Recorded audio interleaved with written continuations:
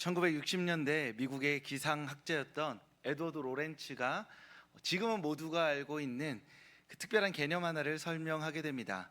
나비 효과라는 건데요. 다들 알고 계신가요? 네, 모르셔도 괜찮습니다. 설명해 드리겠습니다. 브라질에서 나비 한 마리가 날개를 퍼덕이면 텍사스에 이제 토네이도가 일어난다라는 거죠. 그러니까 아주 작은 조건의 변화가 향후에 예측하지 못하는 큰 변화를 불러일으킨다라는 이야기입니다. 그래서 우리가 알고 있는 또 더 쉬운 예를 들어보자면 이런 얘기 혹시 들어보셨을까요? 벌이 사라지면 인류는 4년 안에 멸망한다. 누군가 말했는지는 모르겠는데 인터넷에 이렇게 널리 퍼져 있는 이야기 중에 하나입니다. 벌들은 농작물 70%의 수분자로 번식에 영향을 끼칩니다. 그러니까 벌이 없다는 건 대부분의 농작물들이 수분할 수 없다는 것이고, 그렇게 되면 시간이 지나서 기후뿐만이 아니라 식량 위기가 발병돼서 지구가 멸망할 수 있다는 것이죠. 물론 일정 부분 과장도 있지만 벌이라는 그 작은 생물 하나가 이 생태계 안에 어떤 영향을 끼치고 있는지, 그 작은 생물 하나가 얼마나 큰 변화를 불러일으킬 수 있는지를 보여주는 하나의 쉬운 예라고 할 수도 있습니다. 우리가 기도할 때 이 기도가 바로 하나님의 나비 효과와도 같습니다. 기도는 우리의 삶을 변화시키는 하나님의 힘이기 때문입니다.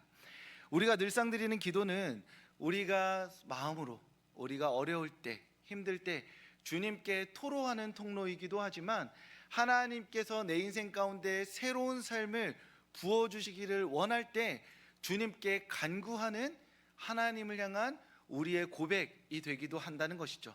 우리가 힘들 때, 다시 한번 힘을 내고 싶을 때 유튜브에 들어가서 동기부여 영상 같은 거 찾아서 이렇게 위통 훌렁훌렁 깐 남자들이 이렇게 푸시업 같은 거 하면서 힘내십시오 하는 거 볼 게 아니라, 우리가 하나님께 기도함으로써 하나님만이 내 인생의 변화의 근거가 되십니다. 내 인생 변화의 시작이 되십니다 라고 말하며 기도할 수 있어야 한다는 것이죠. 기도는 삶을 변화시키는 하나님의 힘입니다. 그렇게 기도로 말미암아 근본적인 삶의 변화를 경험한 이들이 오늘 본문의 이야기에 나와 있습니다. 바로 베드로와 요한이죠. 이들은 열흘간의 집중적인 기도로 성령 강림 사건을 경험합니다. 그리고 하나님의 큰 일들을 막 말하기 시작하죠. 베드로가 어디에서도 하지 못했던 놀라운 설교를 하고 3,000명이 회심하게 됩니다. 이제 그 이전으로 돌아갈 수 없는 하나님의 은혜를 경험해버리게 된 것이죠. 그 베드로와 요한이 늘 하던 대로 기도하기 위해 예루살렘 성전에 올라갑니다. 그 당시 유대인 남성들은 모두가 다 하루에 3번 하나님께 기도했습니다. 성전에 갈 수 있으면 제사에 맞춰서 기도하러 갔고, 성전에 가지 못하면 집에서 판 깔아놓고 예루살렘 성전을 향하여서 3번 엎드려 기도했던 것이죠. 그러니까 매우 지극히 보통의 평범한 기도 시간이었던 것이죠. 베드로와 요한만 가고 있었을까요? 무수히 많은 남성들이 그곳을 향하고 있었을 겁니다. 하지만 그 중에 기도로 말미암아 성령의 능력을 경험한 사람은 베드로와 요한뿐이었습니다. 그래서 베드로와 요한은 성전으로 들어가는 그 길에 하나님의 능력을 스스로 경험하게 되면서 그 안에 변화가 일어나게 되는데, 베드로와 요한에게 일어난 변화가 바로 나면서부터 걷지 못한 일을 보게 되는 변화였던 것이죠.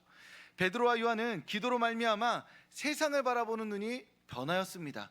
그래서 이전까지는 그 길을 지나가면서 단 한 번도 보지 못했던, 나면서부터 걷지 못하는 일을 주목하여 보게 되고, 그에게 하나님의 능력으로 치유의 손길을 뻗게 됩니다. 베드로와 요한은 기도로 말미암아 이전에는 단 한 번도 주목하지 않았던 성전 안에 있는 은과 금을 보게 됩니다.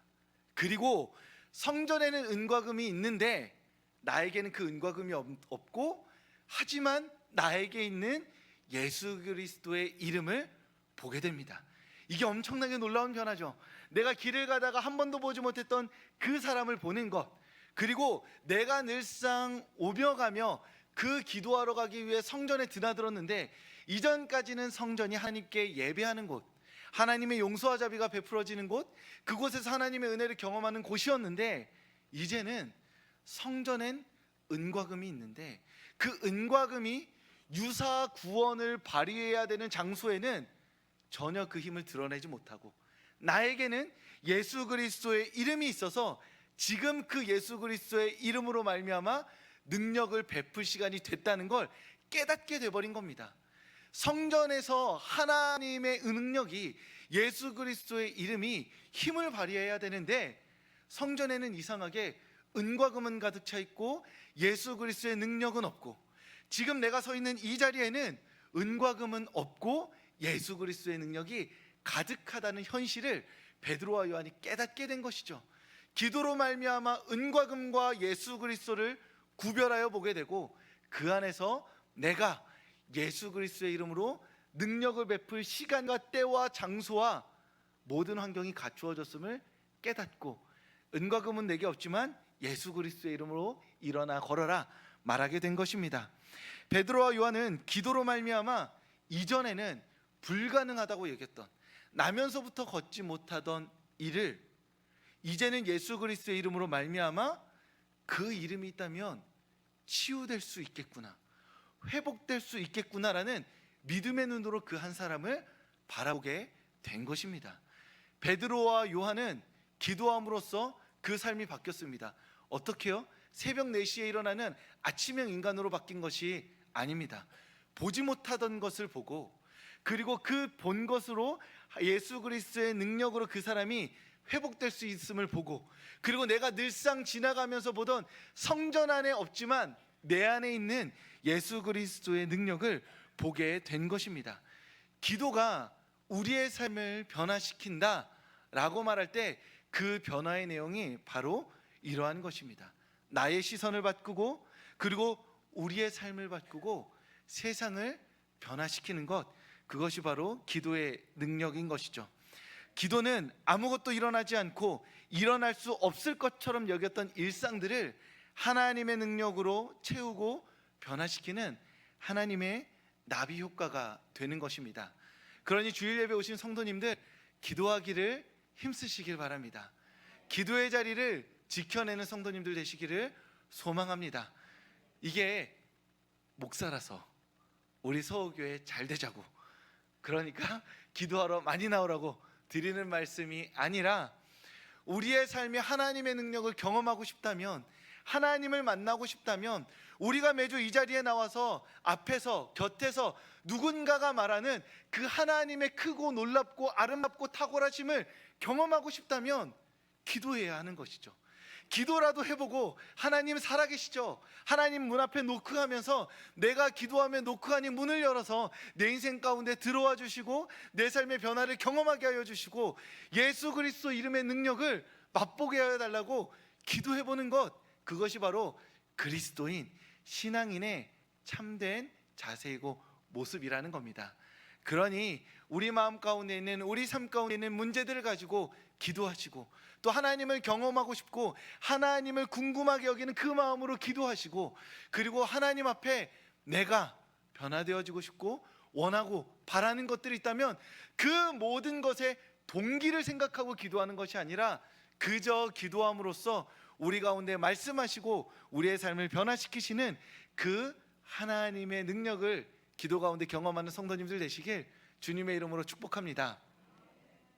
베드로와 요한은 나면서부터 걷지 못하던 이에게 은과 금은 내게 없지만 나사렛 예수의 이름으로 일어나 걸어라 라고 말하죠. 능력을 선포함으로써 일어나게 하는 겁니다. 이 구절을 말할 때 제 친구들과 늘 하던 농담이, 은과 금이 있어 봤어야 이게 비교를 하는데, 뭐가 있어 봤어야, 은과 금은 내게 없지만 이렇게 있어 봤어야 하는데 늘 없었어서, 늘 예수 이름 말고는 가진 게 없었어서 뭔가 우리한테 능력이 일어나지 않는 건 아닌가라고 농담 삼아 이야기했던 적이 있습니다. 우리가 이 말씀을 생각할 때 주로 어떻게 생각하냐면, 내가 돈도 없어요, 권력도 없어요, 힘도 없어요, 세상에 자랑할 건 하나도 없습니다. 손에 쥐고 있고 사람들 눈에 보일 만한 실체적인 힘과 능력은 저한테 없습니다. 그런데 내 마음에 믿음은 하나 있습니다. 예수님 믿는 믿음. 그러니까 이 믿음 갖고 큰 소리로 외쳐 예수 그리스도를 부르면 그 소리가 이렇게 쫙 뻗어져 나가서 이 세상 가운데 예수 그리스도의 능력이 특별하고 놀랍게 일어나기를 바라는 마음으로 이 구절을 읽지요. 그런데 다시 한번 조금 다르게 생각해 보겠습니다. 베드로와 요한이 이 구절 말씀을 선포할 때, 40년 된 나면서부터 걷지 못한 그 사람에게 선포할 때 일어나 걸어라 할 때 그 뒤통수에 싸하게 오는, 혹시 안 일어나면 어떡하지? 라고 생각했을까요? 어떠세요? 이렇게 걸어라 이렇게 얘기하는데 사람이 말로 하면서 동시에 의심도 할 수 있잖아요. 여기서 안 일어나면 이거 큰일인데. 네, 지금 이거 우리 예수 그리스도 믿는 이 한국 유대교 기독교 사역 완전 무너지는 건데 하면서 불안했을까요? 아니죠. 베드로와 요한에게는 확신이 있었습니다. 그 사람들에게는 마음에 그냥 우리가 생각하는 믿음이라는 추상적인 어떤 생각들이 있어가지고 이걸 소리로 뱉어내면 언젠가 어떻게 힘을 얻어서 무슨 일이 일어나겠다 막연하게 생각한 것이 아니라 그들 마음에는 확실한 예수 그리스도 이름의 능력이 있었던 거예요. 그래서 그 능력을 손 안에 담아서 그 상대방에게 손을 잡음으로써 건네준 겁니다. 예수 그리스도의 이름이 소리로가 아니라 그 베드로와 요한의 손을 통해서 건네짐으로 말미암아 그 굳어있는 다리, 멈춰진 다리, 힘없는 다리에 힘줄과 힘과 근육이 되어서 다리가 힘이 붙고 일어날 수 있었던 것이죠.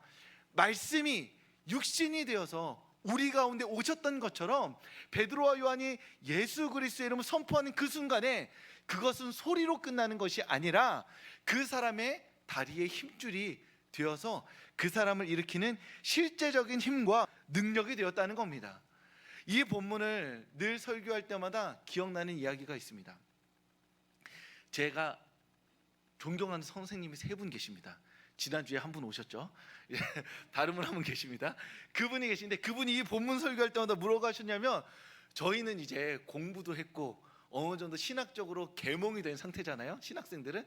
그러니까 이 본문 보면 뭐 어떻게 재미있게 해석하고 새롭게 해석할까 하는데, 이 본문 말씀하실 때마다 뭐라고 하셨냐면, 내가 믿음이 없어서 이 역사를 한 번도 못 봤다. 나에게 믿음이 있다면, 내가 진실로 내가 고백하고 선포하고 설교하듯이 예수 그리스도를 사랑했다면 내 이 간절한 기도를 통해 단 한 명이라도 이 구원받는 역사가 일어날 텐데 나는 이 역사를 보지 못했다. 문순아, 성훈아, 태범아, 너희가 이 역사를 보기를 바란다. 나는 믿음이 없어 못 봤지만 너희가 이걸 간절하게 믿고 실제로 믿고 일어나서 너희를 통해 한 번도 걸어보지 못한 이가 걷게 되는 이 기적 같은 역사를 내가 보길 원한다 라고 말씀해 주셨어요. 듣는 저희는 얼마나 부담이 돼요. 스승님도 못한 걸 저희도 한 번도 본 적이 없는데 저희가 어떻게 해요? 라고 말했는데, 이 말의 의미가 무엇이죠? 우리가 이 본문 구절을 보면서 에이, 기적은 그때 왕년에 한 번, 그렇게 말하면서 뒤로 빠지는 것이 아니라 예수님의 이름에 능력이 있다고 진짜 믿는다면 나를 통해 그 능력이 실체화돼서 우리의 역사 가운데 일어나야 한다는 것이죠.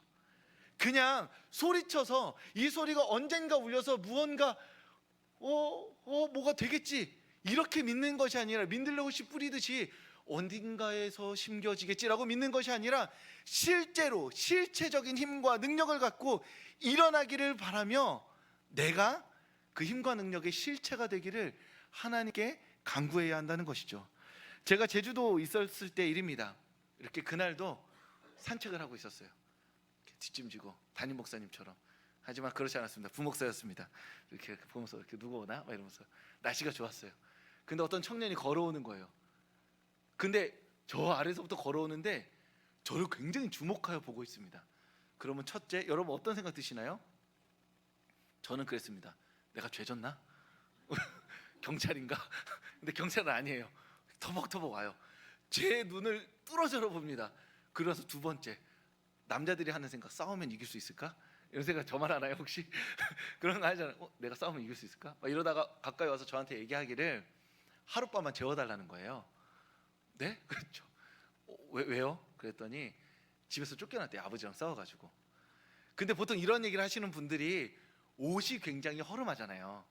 그렇죠. 아니면 정신적으로 문제가 있는 것처럼 보이기도 하고 몸이 깨끗하지 않거나 아니면 어떤 부분에 있어서 좀 거부감을 느끼게 하는 외형적인 특징들이 있는데 교회 사역을 해보니까 근데 전혀 그렇지 않은 거예요. 그 말이 진짜 같아요. 옷도 너무 깨끗하고 좋았습니다.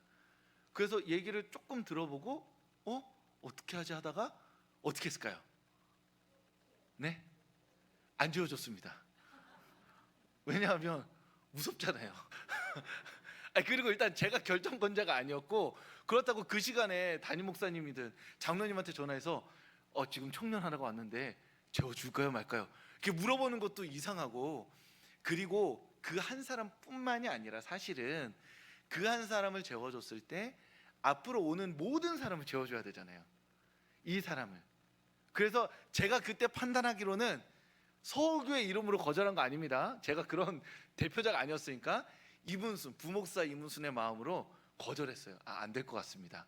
그리고 사실 무서운 것도 있었습니다. 왜냐하면 제가 사택 살았잖아요. 그러니까 밤에 새벽기도 뭐 이렇게 자고 있다가 해코지하러 문 넘어 들어오면 어떡하지라는 순진하고 이렇게 겁 많은 사람의 마음도 있었던 거예요. 그런데 걸어가는데 죄책감이 아직도 있어요. 하루 재워줄 수 있지 않나요? 아닌가요? 그렇죠.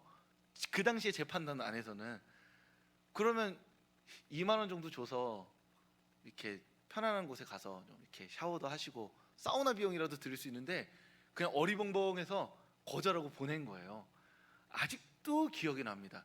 그분이 입었던 티셔츠도 생각이 나요. 왜냐하면 예수 그리스도의 이름에 능력이 있는데 우리 주일마다 사랑 얘기 많이 하잖아요. 돕고 섬기라고 하잖아요. 그런데 저 문 하나를 못 열어준 제 자신이 너무 부끄럽고 창피하더라고요. 예수님의 이름에 능력이 있습니다 말하고 이 본문 읽고 힘내어 기도하고 어찌저찌 이루어지겠지라고 말하는 게 핵심이 아니라 사실은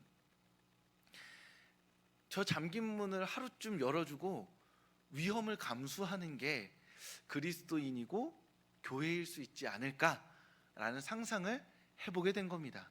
우리가 예수 그리스도의 이름에 능력이 있습니다 라고 고백할 때 머릿속에 떠올려야 되는 것은 무엇이냐면, 그러면 예수의 이름이 어떻게 실체화돼서 이 역사 가운데 우리의 삶 가운데 실현될 것인가를 고민해야 한다는 것이죠.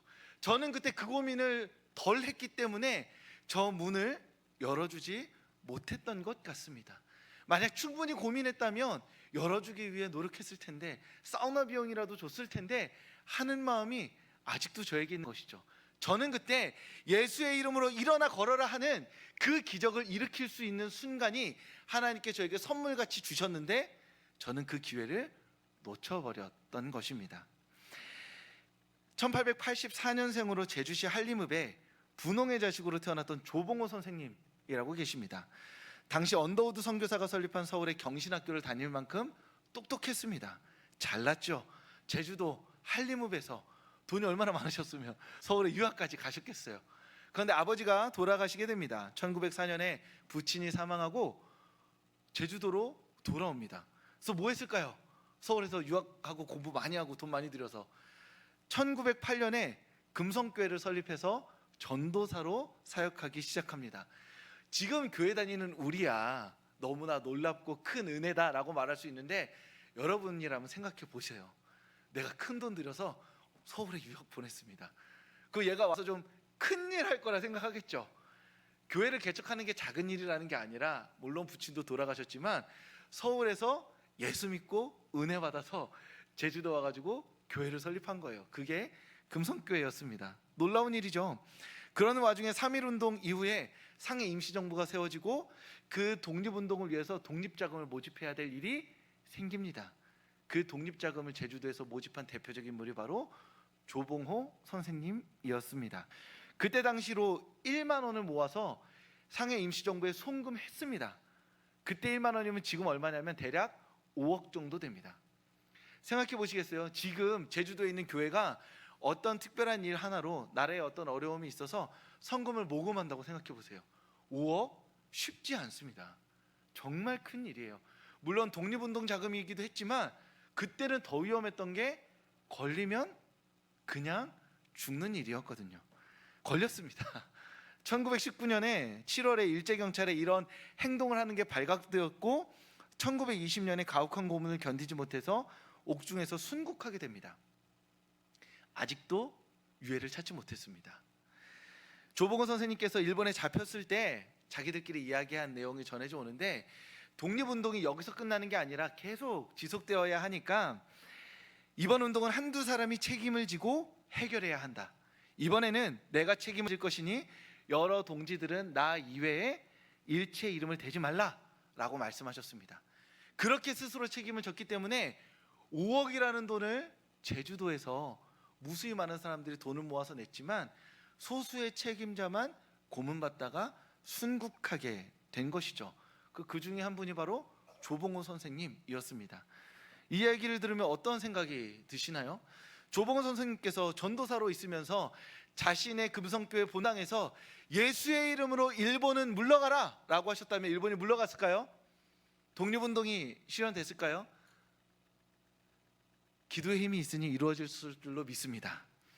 그렇지만 조봉호 선생님에게는 본당에서 외치는 기도와 그 기도가 실현되기 위해서 자신의 삶을 드리는 것이 하나였던 것이죠.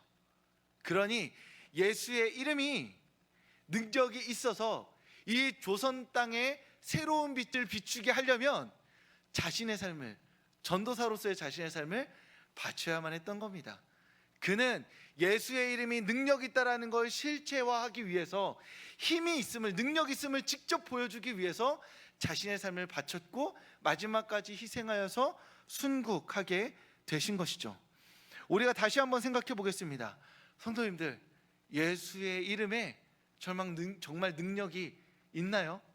우리가 믿는, 내가 믿는 예수의 이름에 정말 실제로 능력이 있어서 나를 통해 그 능력이 실체화하고 있나요?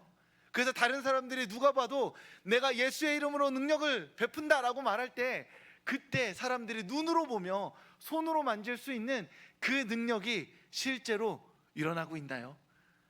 조금 더 가볍게 이야기를 드려보겠습니다. 우리가 너무 힘든 거예요. 내가 너무 답답해요. 어려운 일이 있었습니다. 사무실에 있는 누군가가 나를 너무 괴롭혀요. 그래서 옆에 전화합니다. 권사님, 어머 집사님, 무슨 일이세요? 얘기를 하기 시작하죠. 아니 그게 말이야, 우리 집 알지? 김치 그거 가나다라 와봐서 ABCD EFG 와라라라라 막 쏟아내요. 그러니까 다 전화를 끊고 그 권사님 집사님께서 이문수 목사 고생 많았어. 힘들지? 내가 기도할게. 감사합니다. 그거 딱 전화 끊었어요. 이게 1번입니다. 1번이에요. 2번이 있습니다. 똑같아요. 전화를 걸어요. 권사님 집사님, 그 박씨 알지? 진짜 가나다라 못할 말 막 다 해요. 다 듣더니 이문수 목사 고생 많았지? 자, 저기 신씨같이 나와. 고기 먹자. 자, 2번입니다. 뭐가 힘이 되시나요? 네. 돼지고기 말고 소고기. 자, 네. 농담 삼아 드리는 말씀인데 고기가 힘이 되죠. 단백질의 은혜가 있습니다. 네. 무슨 말씀 드리는 거냐면 기도하겠다라는 말을 폄하하려는 게 아니에요. 그렇죠? 그 사람의 1시간의 이야기를 들어주고 그 마음으로 기도하고 눈물 흘려 기도해 주잖아요. 기도했다는 말이 가볍다라는 의미가 아니라 예수의 이름에 능력이 있다는 것이 실체화될 때 어떤 방식으로 실체화되냐, 정말 나면서부터 걷지 못한 이가 일어나는 방식으로도 실체화될 수 있지만 고기 먹고 차 마시면서 무슨 일이야 라고 말해서 실컷 욕 들어주고 집에 가면서 그래도 욕은 좀 심했어 그러면서 내가 기도할게, 하나님께서 기도 가운데 응답하시지 않을까? 라고 어깨 토닥여 주는 것이 어찌 보면 예수의 이름의 능력이 실체화되는 결정적 사건이 아니냐라고 말씀드리는 겁니다. 그래서 우리가 이런 마음으로 이렇게 기도를 드리면 어떤 분들도 오해하세요. 누군가 또 전화해, 또 고기 먹고 싶으면 권사님 집사님 힘들어요. 그러면 언제 고기 먹으러 가자고 하나? 그러면서 막 얘기하면 또 고기 먹으러 가자고 하면 믿음이 없다라고 생각하시라고 하는 게 아니라 우리가 예수의 이름의 능력의 실체가 어떤 식으로든 우리 인생을 통하여서 우리의 삶을 통하여서 이루어져야 하는데 우리가 그것을 너무 불가능한 일처럼 보이는, 나면서 걷지 못하는 일을 이렇게 세우는 기적으로 한정해 버린다는 거죠. 그러니까 나를 통해 이루어질 일은 기대하지 않고 그저 예수의 이름을 공중에 외치면서 어떻게든 되겠거니, 열심히 섬기는 사람들이 있으니까 어떻게든 이루어지겠거니 말하며 기도의 자리에 머물러 있으면, 주님께서 우리에게 예수의 이름의 능력을 실체화할 기회와 순간들을 주시는데 우리가 놓치고 있을 수 있다라는 겁니다. 그런 의미에서 주일 예배 오신 성도님들, 우리를 통해 예수 그리스도의 이름의 능력이 실체화될 수 있을 줄 믿습니다. 나면서부터 걷지 못한 이가 일어난 것처럼 우리를 통하여 우리 곁에 있는 이들이 일어나게 될 줄 믿습니다. 다만 그 일에는 내 목소리도 필요하고 내 손짓도 필요하고 발짓도 필요하지만 내 마음과 시간과 열정과 삶이 함께 동반될 때, 그때 예수 그리스도의 이름에 능력이 있을 줄 믿습니다.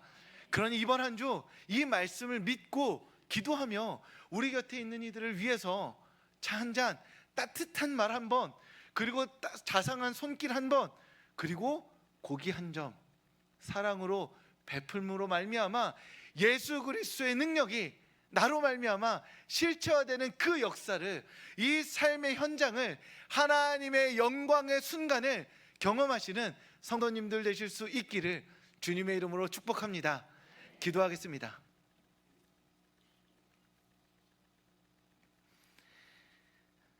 하나님, 우리를 이 예배의 자리 가운데 불러주셔서 감사합니다.